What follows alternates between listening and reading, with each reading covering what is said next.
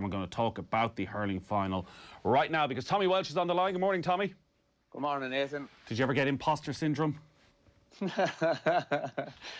you went into training with DJ, did you think, geez, I don't belong here? Well, I suppose, funny enough, you probably would, like, at times, especially in the early parts of your career, when you're in marking the likes of Charlie Carter, DJ Carey, Brian McAvoy, Shefflin himself. Like, sometimes you do feel maybe you shouldn't be there, but you quickly get over that and try and win the next ball, you know. But yeah, I'd say every county player can relate to feeling like Jack did at times, I suppose, Nathan, you know, maybe the buzz is gone and not enjoying it anymore. But I think over the course of your career or over the year, maybe you enjoyed a lot more than those moments. So obviously he was, you know, strong enough probably to walk away towards, I'd say, a lot of people wouldn't be able to, because although there's times that they don't want to be there, they would much rather the highs than those few lows, you know. It's particularly incredible when he's thinking like that after the Drone game last year, where he has one of the great performances in an All-Ireland final. He scores 1-3. Rather than thinking, God, another chance to go out and show myself in front of 80,000 people, he almost got the sense he'd rather be anywhere else. It strikes that he's a pretty unique individual. Yeah, but I tell you, I could relate to that with the 2012 All-Ireland, the year we played Galway.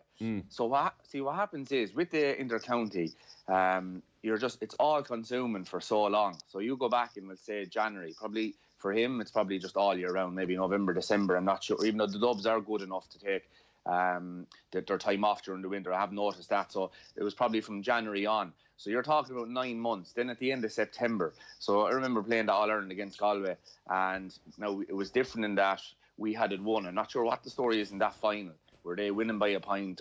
But in our final, we were winning by a point. So when it was a draw, like, it was nearly as bad as losing. And you're like, oh no, we have to go 3 more weeks.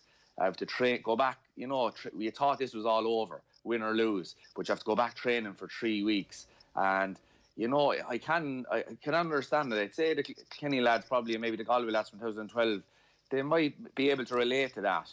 But I suppose Brian Cody just brought us into a meeting and quickly got us out of that mindset, you know. And it was interesting what he said to us. Like, I've said it on this show a few times. Like, he said to us, right, lads, because we were all down in the dumps, and it was in a room in the City West, and he just said to us, right, lads, since you were 4 or 5 years of age, you've dreamed in playing in All-Irelands, you know, in front of 80,000 people for Kilkenny on the biggest day of all. You're going to get that chance in 3 weeks' time. He was saying you'd wait 3 months, 3 years, 30 years for that one chance that most people don't get. So I suppose we were lucky in that about 2 hours after the final whistle went, he brought us back from feeling sorry for ourselves into, you know, we're the luckiest lads in the world. So, you know, I'd say lads can relate. A drawn match is a funny match, Nathan. You know, you are built up for weeks and months for this final moment, and then it's not really over. So you can relate to it, yeah. Tommy here, what's the crack? Well, Tommy. Yeah, the Dubs were behind that day. Remember, they had a man sent off and they kind of rescued the drive for 5. And I know what you're saying there about the deflation of the draw, but I think if from listening to the McCaffrey interview as a whole, I think something went wrong in the summer, or he lost the love of it in the summer, and I think he's pinpointing that game. I'm not sure it was specifically the draw itself, if you know what I mean. I think it was just that realisation when he looks back in it that, Jesus, like, he just didn't want to play. He just wanted to be there, you know. And I'm not sure if that's typical to all drawn finals, or I'm not sure if all the Dubs felt that. Like, I think it was a very natural thing for you to feel in 2012, and for Cody to pull his into a room and say, lads, you've 3 weeks now. But I'm not sure if it was something that McCaffrey could fix, which is obviously why he stepped away. Yeah, and, you know, I was trying to think about, because, you know, I was watching that kind of story there all day yesterday as it was unfolding, and, you know, obviously a really interesting story because he is an interesting character. So, like, I suppose the other, I'm not sure what the comment on this is now, but it regards his occupation, his job. So if you've noticed the last couple of years, a lot of people, a lot of players, they're nearly fitting their jobs and their careers around their inter-county game. So first and foremost, they're focused on the inter-county game, and kind of everything else for that 10 or 12 years fits in right just a little bit under. Now, you would notice most people that are successful in sport are also successful in the working world. But you know, he's in such a massive job in the medical industry, and you know, judging by him there, he seems to absolutely love it. So if he's after having, you know, I don't know, a 12-hour shift, or maybe patients there that, you know, might have had a tough day with patients and that, you know, seeing things that he mightn't have wanted to see, then you have to go training after it. Suddenly you're into a different game then, Tommy, you know, that when you are out in the field and things are not going well, you know, as regards, you know, you mightn't be in love with it the way you should be. Suddenly then you see, well, listen, I have a massive career outside of this, that, you know, there's a lot of pressure on both sides of it. So listen, I can understand that. Did you ever think about stepping back? I'm 37 years of age and I still don't feel like stepping back. You know, I'm absolutely depressed. I've set an ambition for the last while. I want to hurl me 40th year, and you know, maybe when I get to there, it could be 41 or 42. Come on, Tommy. No, absolutely not. Absolutely not. Tommy, this weekend is obviously going to be a most unusual hurling final, and Jack McCaffrey was talking there about the build-up and being in the tunnel before the game and all of that.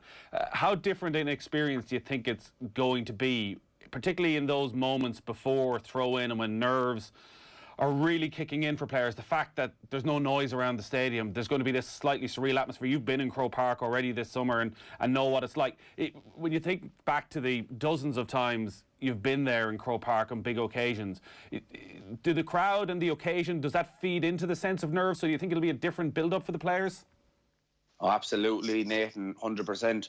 I was reading an interview with Tom Morrissey during the week, and I think he just commented that it's a lot more relaxed. You'll be a lot more relaxed going out into the field. So I know from playing club hurling this year without the crowds. So the match itself, you are trying your absolute damnedest. It's tough, it's intense, it's everything. But the build-up isn't. It's a lot more relaxed. And he mentioned much the same as the way I was feeling, that in the dressing room you're not too bad, going out in the field you're not too bad. You're just getting ready for a match as if you're back in your own club. So like if you go back to the times we played in All Irelands, like you could relate to maybe the lockdowns. Like it's a tough day. The morning of a match, like you're just in you're thinking about this. You've built this up for the last, you know, few years. Could be 20, 30 years or 12 months. Depends on the situation. And you know you can't be really laughing and joking. So I always felt when you got to the hotel, so you're excited in the morning, you go up on the bus, then you get off and you get into the hotel. But hotel means lockdown. That means the joking, the laughing, the crack is gone. You better get to your seat, eat your lunch, kind of look focused. You know, you're very nervous. You're probably not even able to laugh and joke at this stage. You're not able to drink your soup. You're kind of taking a bite here and there out of your sandwich. Then you get the call to go get onto the bus. So now you're starting to see the light, you know. You're starting to come out of the lockdowns, Nathan, you know. And then you get to Croke Park. And this is where it all starts getting enjoyable for me again. The dressing room. You're still there. You still can't wait for 3:30 to come. But I always felt the dressing room, I never liked it. Tried to be busy in the dressing room.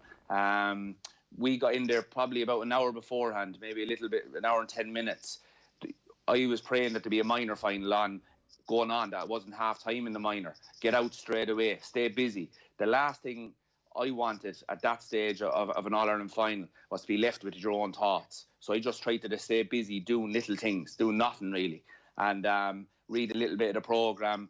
Back in then, and you got to play in the warm-up area. In the warm-up area then, I spent the majority of my time in there, running, jostling the walls, press-ups, do that, and you could do that. Meant you weren't sitting down thinking about the game. Other lads were different, likes of, we'll say, JJ would be more relaxed, Richie Power would be more relaxed. You know, different personalities everywhere. But then, as you said, this is where we come to the moment of the crowd. So you're inside in the warm-up area, which is a big green area just underneath the Hogan stand. So once you open that door, you can hear the crowd straight away. So we always felt that it was 3:30 you to be ready for. Brian Cody would have always, I suppose, mentioned to us, don't let anything, I suppose, distract you. So if you break your hurl, if you're not feeling great, if, you know, the grass is too long, whatever happens, it doesn't matter. 3:30 is when you need to be ready. So once that door opened, I used to be always first or second out, you know, behind the captain. Not through choice or anything. I just wanted to get out of that dressing room because this is where the enjoyment came back. And once we got out there, I don't know if you come from a farming background up Mayo and Nathan, but we were like cattle coming out of a slag shed, jumping in ice. I'm not, but I know what you mean. That was, you know.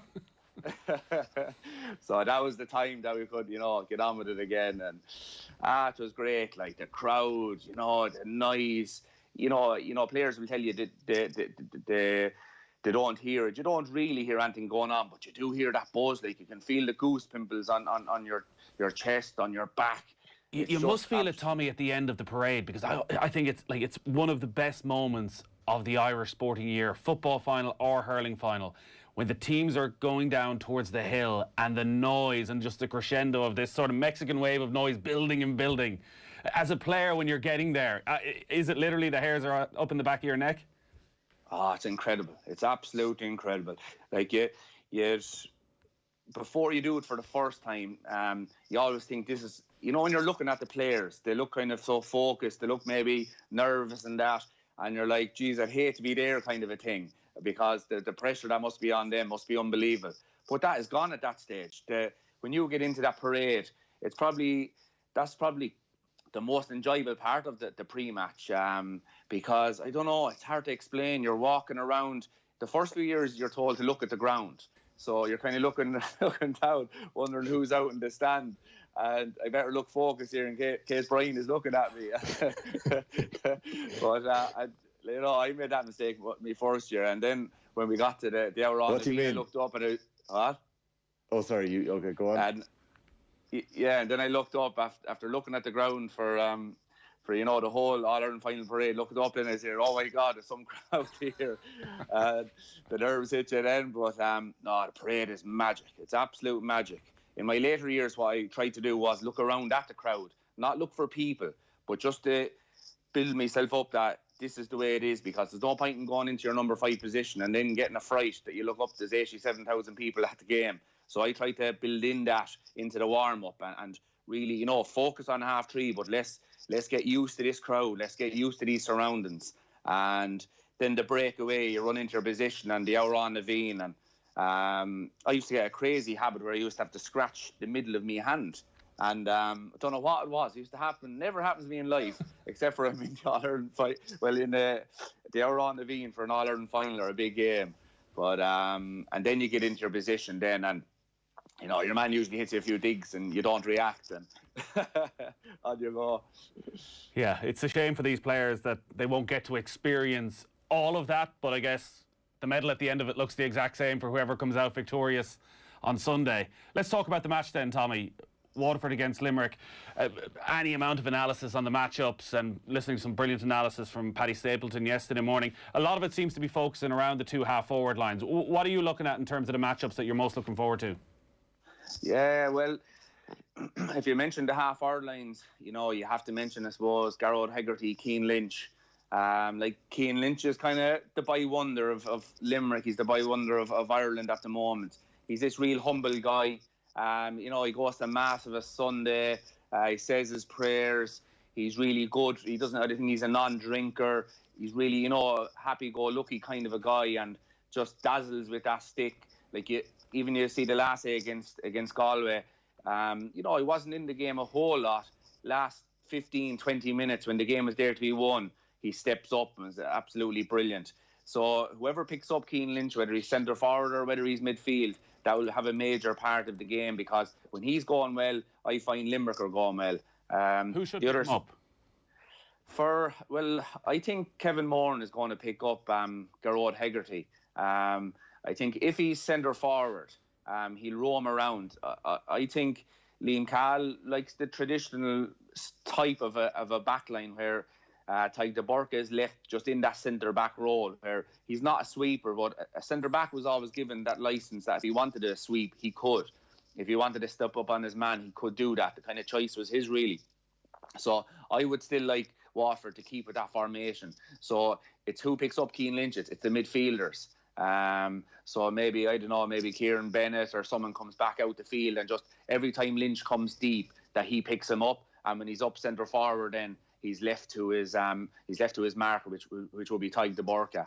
So that's what I think. Tadhg de Burca is, you know, on defensively, I think he's the best back in Ireland at the moment, without a shadow of a doubt. We all wondered, could he transfer from that sweeper role into your orthodox centre-back? And I think he's even better at this job because he's able to mark his man and do everything else that centre-back. He's brilliant in the air, Nathan. And for a guy to, a centre-back, full-back to catch balls out of the air, crowd or no crowd, it's inspirational. And it just gives a fierce lift to the team. So I would see Tyke Burke at centre-back. But you asked me who pick up Keane Lynch, the half-hour line midfield for Waterford. Tommy, in terms of the wing-backs, the likes of Kyle Hayes and Cam Lyons, it's been mentioned how good they've been this year. What have you made of their role, I suppose, and the kind of attacking play that they're bringing to the 5 and 7 position? Yeah, well, if we look at Caleb Lyons, first of all, you see, it's going to suit, well, look at the two guys, really. It's going to suit them. They're very comfortable attacking, Tommy. So they're not just going to sit back, maybe holding their wing-back position. And if you know, every half-forward in the country is told now, like probably started with Brian Dooher back in that great Tyrone team of 03, 05, 08, where they were brilliant. They're nearly as important to the team going back defending as they were attacking. Well, every half-forward in hurling, if you go up along the lines, Owen Larkin has done it for the last few years. Now you have Gerard Hegarty and Tom Morrissey. But if they do that, that means the half-back, if he doesn't stay back there, he has the opportunity to attack. And that's where I think we've seen the joys of Kyle Hayes and Caleb Lyons this summer, is that when their direct opponent has gone back helping out the defence, they're not just sitting there waiting for the ball to come back down. They're gone up, and when they get the ball to do damage, we've seen them scoring goals, scoring points, setting up goals and points. So I think the two guys, they will have a crucial bearing on the game. The role of the half-backs, Tommy, has that changed dramatically? Listen, you chip in with your scores here and there, and like we're talking about Trent Alexander-Arnold there as a full-back in football. There's an expectation now that he's almost more of an attacker than a defender. For half-backs now, is there less pressure to be a good defender and more to be an additional figure in the attack? Yeah, you have to be able to do both, really, Nathan. Like, you go back to, it probably started changing when Cork maybe were doing their running game, and then, it probably progressed to different game plans going, like, traditionally it was always the backs defended, the forwards scored. Like, even a back scoring wasn't even a great thing because he should be hitting the ball into the forwards. So it definitely has changed in the last few years that you have to be able to get up and help your half-forward line, because if you sit back, you see, when I was a wing-back playing the way I played, you wouldn't get away with it now, because back then, if you got the ball in the backs, you clear the ball as fast as you can, get it up and out of defence as quick and as fast as you can and as long as you can. So as a wing-back, we'll say on our line, it used to be myself, Hoagie, Tenno, JJ maybe. So when the ball, a corner-back picked it up or a wing-back picked it up, the only thing that was in our heads was, where is this going to land? You weren't worried about really your man going for a shot, because if he got a shot, the manager probably would have tore strips out of him, for going short. So we were just wondering, where is this ball going to land? Is it going to be in the full back line or half back line? You position yourself then accordingly and try and catch it. Towards now, you have so many things going on. So if your man is even 5 or 10 yards off you, back then there wouldn't be a hope or it wouldn't be a prayer he'd get the ball. Nowadays he will get it. So it's important that you can do both now, Nathan, but it's definitely important that not maybe that you can attack, but maybe that you can pick up your man when he does go deep, that right. You're not just hanging around. Eamon Donoghue has an interesting article in the Irish Times today about Limerick and where they concede frees, and how in every game so far they've conceded more frees than the opposition, but that is not hurting them because of where they're giving away those frees. That, I guess, it is the sign of a very good team, maybe even a great team, that you know when to be cynical, that they know in the opposition side of the field it slows down the transition very quickly. Is that something that you've noticed from Limerick? Is that very much part of their game plan? Is tactical fouling essentially is what it is? Yeah, no, I don't, because it's too easy to pick up yellow cards and red cards now, Nathan, to be tactically fouling. You give away a couple of frees or you're on a yellow card, then your manager can take you off because he's afraid you're going to get a red card. So I think whether the management, and no, I don't think John Kiley, Paul Kinnerk, I don't think it's in their blood. I don't think it's in their mindsets. They're winners, but I think very fair winners. They want to win, but they want to win it doing it the right way. So no, I didn't see the article, but just trying to maybe look at it right now off the cuff, I would say it's because the sheer amount of tackling to do out in the middle third. So if you look at the Limerick, most teams now are playing with 2 men inside. So when you have 2 men inside, you're not really going to give away frees because you're probably chasing the ball.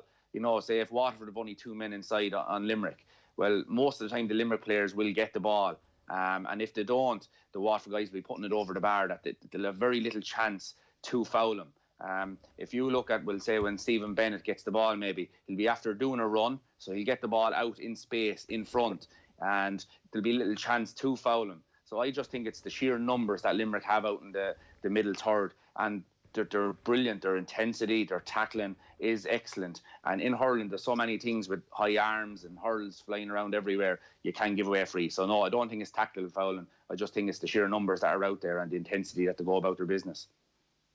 Tommy, in terms of the challenge that Waterford have as underdogs and the message that Liam Cahill and Mikey Beavens are going to be talking about this week or maybe over the last couple of weeks, a few weeks ago you spoke about the importance of goals.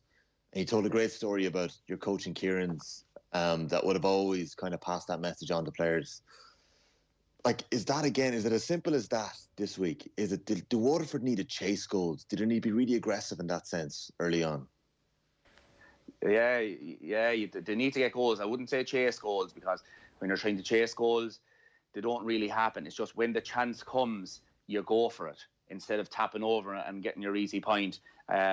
Like, you go back to Desi Hutchinson, like, this is the Premier League footballer, like his speed, like the speed of this guy. So when he gets a chance, he can go past his man and score a goal. Like, they could be beaten by Clare a few weeks ago, Tommy. For he scored 2 goals and set up a goal. And if you look at the 3 goals that he was involved in, like the one where he turned on his sixpence, that was speed. Like, I remember we start as 15-year-olds. We said in Tullaroan we'd start up a soccer team. You know, I've never played the game, probably never watched the game before, and we set up a team under 15 anyway. And we were talking, we were messing it up, of course, but we were talking. We might get picked up by Arsenal or United. And what we heard from the scouts that time was that it was all about your first 5 yards. That it didn't matter how good you were at soccer. If you didn't have them first 5 yards, they wouldn't look at you. And now we got bet 18-0 and we gave it up after about 4 games. Evergreen Betis did a great team, actually, that team. Owen McCormack, Brian Barry, the trials over at Celtic, and I think Owen McCormack had trials with maybe West Ham. So listen, they were a good team. Where did you play, Tommy? I was right back. I was the very same as I was in the hurl, just hoofed the ball as far as I could when I got it. But like, I've actually, my auntie played international soccer for Ireland. Right. Ursula Mulcahy. But I didn't get any of them traits, But my first cousin, Davy Mulcahy, played League of Ireland for I'd say 15 years. And Joseph played for, I think it's St. Michael's, is it, in Tiptown? They were after winning 4 or 5 cups. They were brilliant. And like, I remember one Christmas, we were in their house, this wasn't so long ago, maybe 5 or 10 years ago, but, I'm messing and joking. We went out in the street and we had a race. And it was embarrassing, the speed of these guys. And soccer players, like, just going back to my point, the top soccer players, it's all about speed. And you go back to Desi Hutchinson, like, when he gets the ball, he's gone. And there's no catch. Doesn't matter how good a hurler you are. He's gone and you can't catch him. And his vision then, you have to be able to play around with the ball. He set up that goal for Jack Fagan that nobody would have set up. I just thought, I was listening to Joe Malloy's interview with some guy during the week there about Messi and Ronaldo. And they were just talking about how players couldn't learn from Messi because he just did things so naturally. But I think Desi Hutchinson, you could train a guy, for 10 years and you wouldn't have been able to train him how to do that move in that split second, in that moment. So I think Desi Hutchinson, Tommy, going back to your point about goals, with him in there with Bennett, the chance they get goals win matches. And them boys won't be forcing it. It's just, if it's on, they'll go for it. And it has been coached by Liam Cahill. Just a really quick one on Desi Hutchinson there, Tommy. Like, we can see his speed rapidly on the pitch physically, but in terms of speed of thought, like, that's something that's jumped out about Desi Hutchinson on the pitch.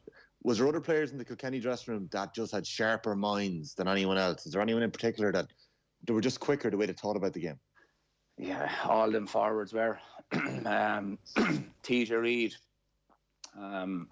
TJ Reid, like if you go back, do you remember the goal? You might remember it now off the cuff, but he scored a goal in the All-Ireland semi-final against Waterford. I think it was 2015. So the ball came in high, and Waterford were playing the sweeper system that time. So the ball came in, right? It went behind him. He was able to turn, like Desi was, the way he turned against Clare that day. He turned really, really fast, right? Picked up the ball and put the ball into the back of the net down at the Hill 16 end. Well, I don't know, was I talking to him or somebody was talking to TJ afterwards? And what happened was, as the high ball was coming in, and you know TJ catches maybe 8 out of 10 balls anyway, but he knew that the man he was marking would try and play him as opposed to try and play the ball. He'd let the ball in behind either to the sweeper or to a goalie. So as he was jumping to catch the ball, he said he was turning. He knew that your man was going to play him, so he was kind of only half trying to catch the ball. And he turned nearly in midair, was turned as your man was probably hitting the ground, his opponent from Waterford, and had the ball up. And like, that's genius. Like, there's nobody thinks that. Another lad, JJ Delaney, I remember JJ was telling us about, he was it Bonner or Dan Shanahan caught the ball on him in the square. I think it was Bonner. Caught the ball in the square. Big match, All-Ireland semi-final or All-Ireland final. And most people would foul a guy there. You know, you take the yellow or whatever and foul a guy. Don't let him score a goal anyway. And he knew that Bonner would try and go around him. So he just held him up. So he knew in that split second, imagine that, a lad catches the ball in the square, big moment, big game. He knew that the player he was marking would try and go around him as opposed to, you know, turn and twist and strike it into the top corner. So he had that genius of mind in that moment to be able to not hold off this guy and then try and hooker block him, you know. So, yeah. It's not just the hurling final on this weekend. You probably got more interest in the camogie final on Saturday, Tommy. Grace going to be part of the Kilkenny side. Repeat against Galway. What's the plan for the weekend? Yeah, so we'll be looking at that now Saturday evening. Does the whole family gather round? Yeah, well, listen, like my house and Mammy's house will, you know, because we're right beside each other here, so we'll all gather. That the rest of the lads are kind of live in different places, so they'll be in their own houses. But yeah, no, we'll watch that match together. It'll be great. Like it's a big final for us because we're after having so much heartbreak over the last few years. You know, and 3 years in a row they're after getting beaten. You know, they won 16, and that was after heartbreak before that. So, you know, I think the girls have a new manager in there this year, Brian Dowling, and, you know, you can't beat the bit of freshness. So maybe that weight of expectation, that pressure isn't on them with the new management team. Henry Shefflin's brother Tommy is in there, Philly Larkin is in there, Pat O'Neill is in there. Huge characters in their own right, who I always felt if you have big leaders, big characters in the management team, or maybe as the older parts of the team, it takes the pressure off the rest of the team. So I think with that management in this year, it'll take pressure off them. The players are going in as underdogs. Galway are the All-Ireland champions. Kilkenny didn't play well against Cork, probably shouldn't have won that match. So we're very excited. We're very, you know, I suppose we're hoping, you know, that we can get across the line. But big day out for us. Yeah. I won't ask you for a prediction on that. I'm sure I know which side you're going to go on. But there are still 3 days to go to the hurling final. You're going to be at Croke Park for us on Sunday. So, listen, this comes with a health warning. You're entitled to change your mind when you're on with Joe on Sunday afternoon. You can go the other way. Right now, Thursday morning, 3 days out.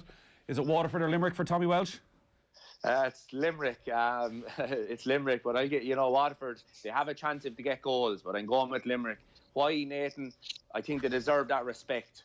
They have done everything right for the last couple of years, last 3 years. They got caught in the semi-final last year, but only in the first 10-15 minutes. They still turned it around on that day with a huge comeback, and we're just unlucky not to come back in the end. It was probably just, you know, a decision in the end nearly cost them the draw game. I think they deserve the people's respect. They've done everything right.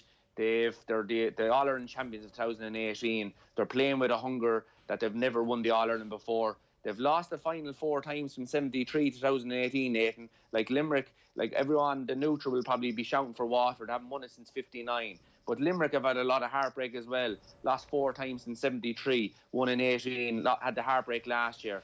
So I'm expecting a massive match. And there's winners all over, Nathan. Like the Limerick guys have won minor, 21 and senior.